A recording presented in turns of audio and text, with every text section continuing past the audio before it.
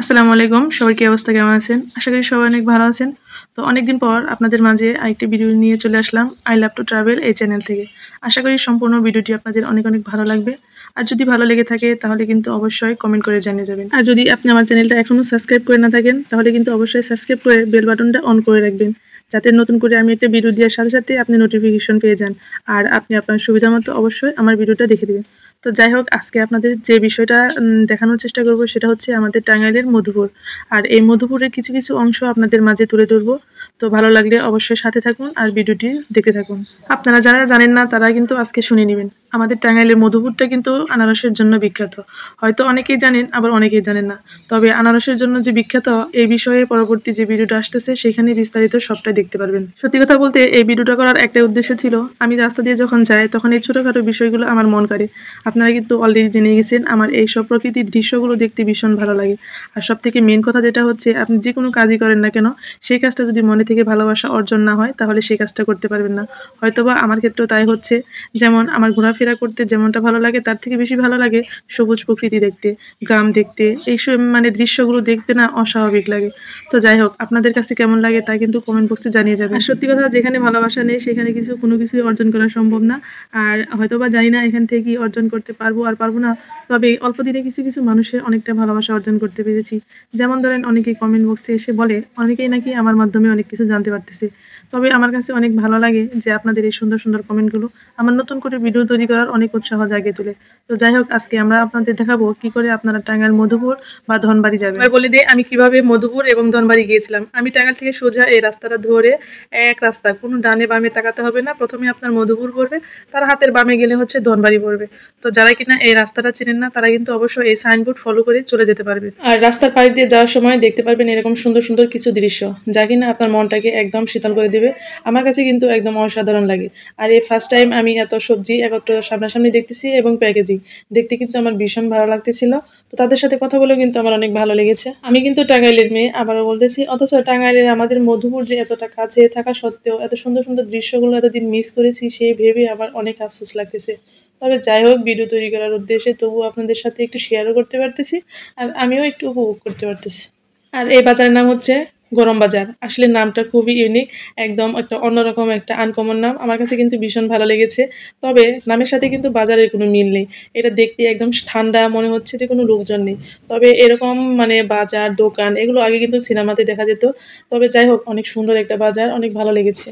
আর এই তো দেখতে পাচ্ছেন এখানে হচ্ছে পেয়ারা বাগান। মাশাআল্লাহ, পেয়ারা বাগানটা ভীষণ সুন্দর ছিল। আর এই যে পেয়ারাগুলোকে এত যত্ন করতেছে দেখে কিন্তু আমার ভীষণ ভালো লাগতেছে যে একটা কৃষক চাইলে কিন্তু অনেক কিছুই করতে পারে। শুধু পড়ালেখা করলেই যে আসলে চাকরি বাকরি করতে হবে এরকম মন মানসিকতা রাখা কখনোই ঠিক না। কোনো কাজই কিন্তু সহজ নয়। আমরা যেটাকে সহজ মনে করি, আসলে কি এটা সহজ? আসলে কিন্তু অতটা সহজ নয়। এত যত্ন করে রত্ন করে তারপরে কিন্তু এটাকে পরিপূর্ণ যোগ্য করে তুলতে হয়। ঠিক যেমনটা আপনি চাকরির জন্য একদম পারফেক্ট হয়ে একদম পড়াশোনা করে তারপরে চাকরির যোগ্য হন, ঠিক তেমনি। অতএব কোনো কাজই কিন্তু ছোট না। তো যাই হোক, দেখেন দেখতে দেখতে আমরা কিন্তু একদম আনারস বাগানে চলে এসেছি। আর এটা কে চিনেন বলেন? আমাদের এলাকায় এটাকে বলা হয় খালই, যার মধ্যে মাছ রাখা হয়। আপনার এলাকায় কি নামে পরিচিত সেটা কিন্তু জানিয়ে যাবেন।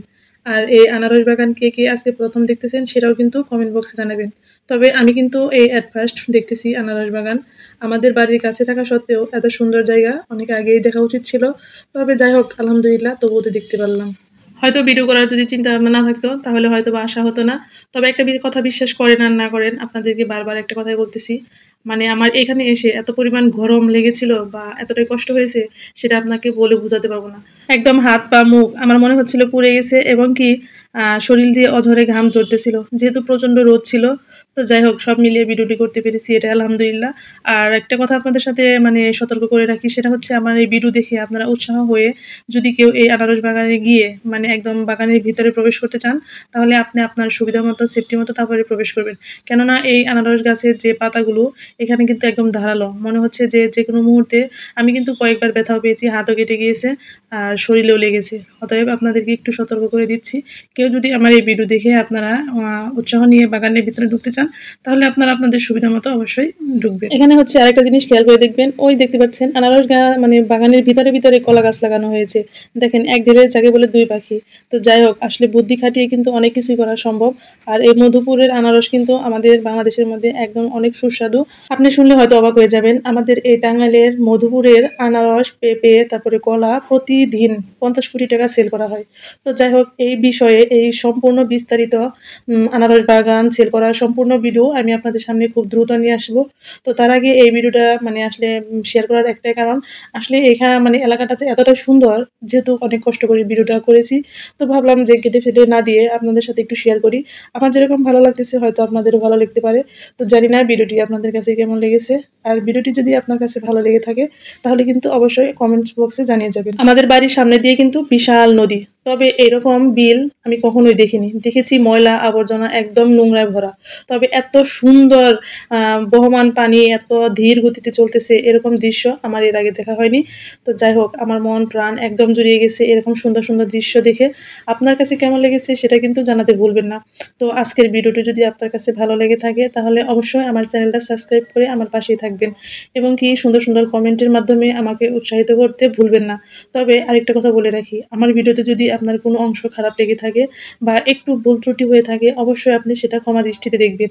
আসলে আমি চেষ্টা করি সবসময় সুন্দর সুন্দর দৃশ্য, সুন্দর সুন্দর জায়গা আপনাদের সাথে শেয়ার করার জন্য।